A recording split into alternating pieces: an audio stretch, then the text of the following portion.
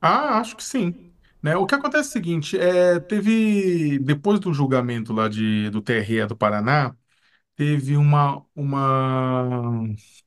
teve muita gente fazendo, né, inclusive plantando notícia, jogando para os colegas de imprensa, tudo, colocando, não, já é favas contadas que agora ele vai ser absolvido, né, e a situação não é bem assim, não, né, até conversando lá no TSE, né, pode acontecer qualquer coisa, né, o, o, o voto principal, quer dizer, o voto decisivo, ao que tudo indica, deve ficar com a ministra Carmen Lúcia, né, que o pessoal não sabe exatamente do que ela vai votar, né? O que ela vai defender. Mas há uma chance dela ser o fiel da balança e acabar sendo 4-3 pela condenação de Sérgio Moro, né? E caso disso, aí começa todo um processo para repor a vaga, né, aberta, né, pela cassação. Lembrando só uma coisa, eu acho que é interessante, né? O juiz Marlon Reis falou amplamente já, falou da jurisprudência do caso da juíza Selma, que foi eleita no Senado e depois acabou tendo mandato cassado. Existem várias consequências de uma cassação do Sérgio Moro, né? Consequência para a política nacional, né? Consequência política regional no Paraná, tudo isso mais. Agora, eu diria que é um caso, eu diria que está mais fácil o Jorge Seif, o senador, ele ter o seu mandato mantido do que o Moro. Agora, tudo pode acontecer, claro, né? Tudo pode acontecer nesse processo, inclusive a absolvição dele. A única coisa que se pegará, ficará feio para o TSE, e isso já falamos aqui antes, né? É se houver uma absolvição para fazer média, né? Se houver uma absolvição por parte do TSE para fazer uma média com o Senado Federal, né? Uma vez que o tá rolando muita pressão sobre o Tribunal Superior Eleitoral, sobre o ministro Alexandre de Moraes, né? Muita pressão do bolsonarismo, né? Sobre eles, pressão do próprio Senado, né? Que andou mandando recados do tipo, olha, a casa é uma casa que cuida do impeachment de ministros de Tribunal Superior, tudo. Agora, se o Tribunal Superior Eleitoral perceber de que ele precisa ser inocentado e absolvido, ótimo, que seja inocentado e absolvido do ponto de vista técnico. Agora, se ficar parecendo no final das contas que as coisas aconteceram simplesmente para passar um pano, para mandar um recado positivo para o Senado, para dizer, olha, estamos junto, né? Tudo aí é uma vergonha, e aí realmente o TSE vai ter jogado no lixo a sua própria razão de existir. Você tá apostando em quem, ô Raquel?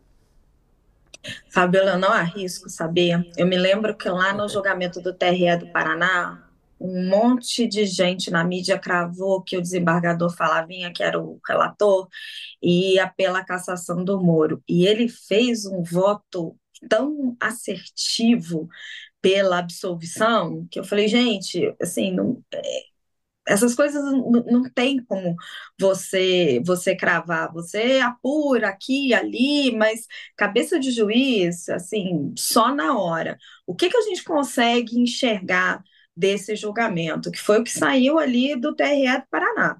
Você tem argumentos técnicos para ambos os lados. Você tem argumentos técnicos pela absolvição, que é que ele usou ali, ele não tinha a intenção de não de concorrer ao Senado pelo Paraná quando ele fez aqueles gastos de pré-campanha, de que ele realmente intentava concorrer à presidência, que ele não tinha intenção de fazer isso, de que ele não precisava disso para fazer a fama dele, ele já era conhecido nacionalmente, que uma série de gastos foram embutidos ali de uma forma incorreta. E você tem, de um outro lado, o argumento da dissidência, dizendo: olha, a fama não conta, se fosse isso, influenciador se reelegeria com facilidade e você teria que contabilizar esses gastos todos. Isso são os argumentos técnicos. Você tem uma divergência técnica ali. Isso precisa ser julgado, é um terreno pantanoso, porque o TSE, apesar lá do caso da Selma Arruda, que se assemelha um pouco, ele não tem jurisprudência clara sobre isso. O que precisa ficar evidente ali no TSE é que, Moro não seja julgado por ter sido juiz na Lava Jato.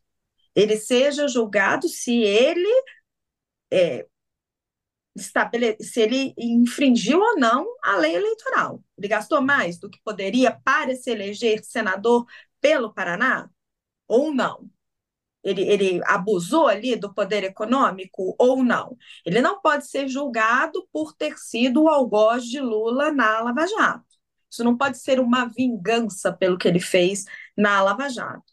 Por outro lado, tem o outro caminho, que também seria um caminho político. Ele não pode ser julgado, porque agora o TSE quer fazer um aceno ao bolsonarismo tentando apaziguar. E aí a gente tem o precedente do julgamento do senador Jorge Saif. O que aconteceu no julgamento do senador Jorge Saif? Isso foi revelado pela colunista Malu Gaspar, do Globo. O ministro Floriano de Azevedo Marques mudou por 3 vezes o seu voto, o relator.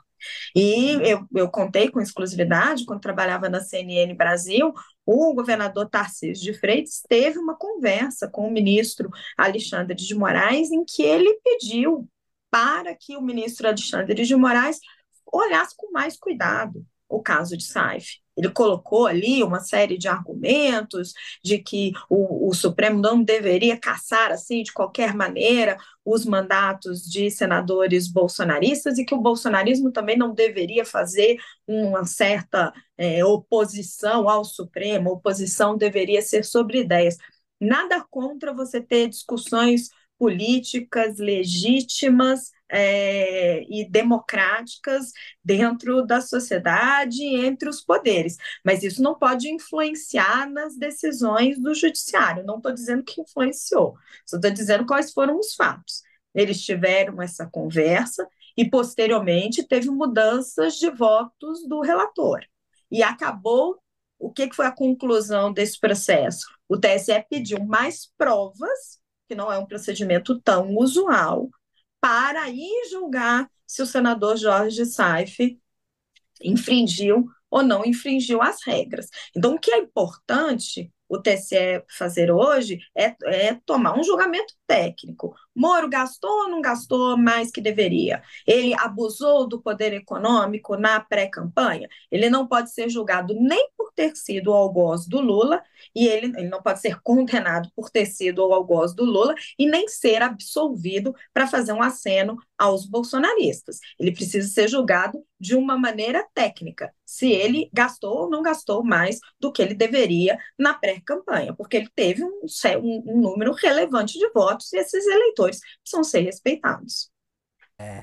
Essa questão técnica que o Dr. Marlon falou, né? Do ponto de vista técnico mesmo, e o Dr. Marlon Reis, importante juiz, inclusive, para poder falar sobre essa questão de justiça eleitoral. E ele falando que, do ponto de vista técnico, tem essa questão que é realmente o erro que ele cometeu. Fala, Raquel.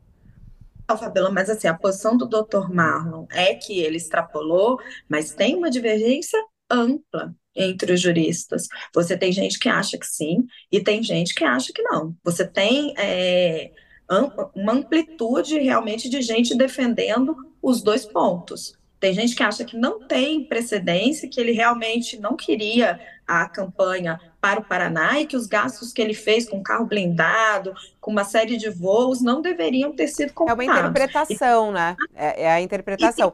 E aí também pesa essa questão política, né, Raquel? Por exemplo, Então, na técnica, é difícil já esse julgamento.